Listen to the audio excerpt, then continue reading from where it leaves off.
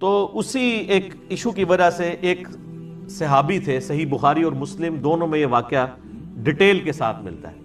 ان کا نام تھا حاطب بن ابی بلتاح رضی اللہ تعالیٰ عنہ. یہ بدری اصحاب میں سے تھے. لیکن ظاہر ہے کہ آپ کو پتہ ہے انسان تو انسان ہے، انسان کے ساتھ لفظ لگا ہوا ہے، انسان نفسانی خواہشات کی وجہ سے، دنیاوی رشتوں کی وجہ سے مغلوب ہو ہی جاتا ہے.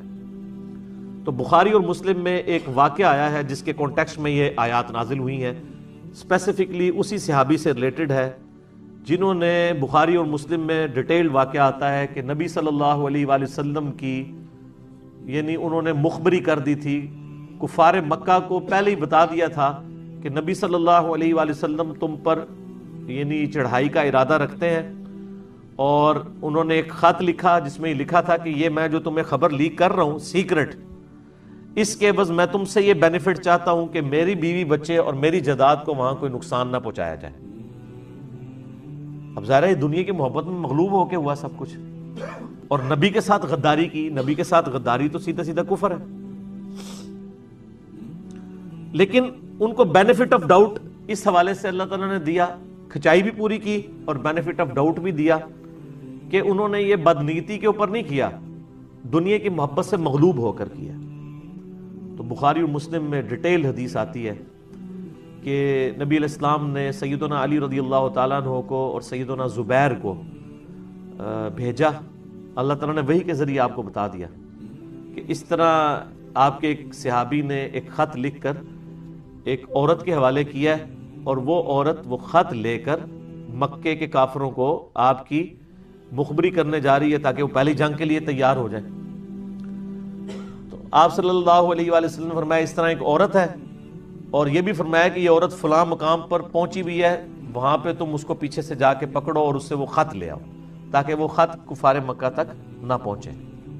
سیدنا علی اور سیدنا زبیر اور ایک دو اور اصحاب بھی تھے، وہ چلے گئے وہاں پہ جا کے اسے پکڑ لیا. وہ منکر ہو گئی، اس نے کہا جی میرے پاس تو کوئی ایسا خط نہیں ہے. سیدنا علی نے فرمایا کہ نہ وہ شخص جھوٹا ہے جس نے مجھے بھیجا ہے یعنی نبی صلی اللہ علیہ وآلہ وسلم، اور نہ وہ ہستی جھوٹی ہے جس نے ہمارے نبی کو خبر دی ہے یعنی اللہ. تو خط نکال دے، اور اگر تو ہمارے ساتھ کوآپریٹ نہیں کرے گی، ہمیں تیرے کپڑے بھی اتارنے پڑے نا اس خط کے حصول کے لیے، تو ہم لحاظ نہیں کریں گے. ظاہر ہے کہ وہ تو مسلمانوں کے قتل کا فتویٰ جا رہا تھا نا. تو پھر اس عورت نے دیکھا کہ یہ اب نہیں ٹلیں گے، تو اس نے اپنا جوڑا کھولا، تو جوڑے کے اندر اس نے خط وہ چھپایا ہوا تھا. وہ خط سیدنا علی نے لیا اور واپس مدینہ شریف آئے. نبی علیہ السلام کی مجلس لگی ہوئی ہے اور لا کے خط رکھا گیا. اب خط پتہ لگ گیا جی وہ حاطب بن ابی بلتہ نے لکھا ہے. تو آپ سمجھ سکتے ہیں کہ اس وقت پھر وہاں پہ باقی اصحاب کی کیا حالت ہوئی ہوگی. سیدنا عمر رضی اللہ تعالیٰ عنہ علیہ السلام نے تلوار نکال لی. انہوں نے کہا یا رسول اللہ اجازت دیں اس منافق کی گردن اتار دی جائے.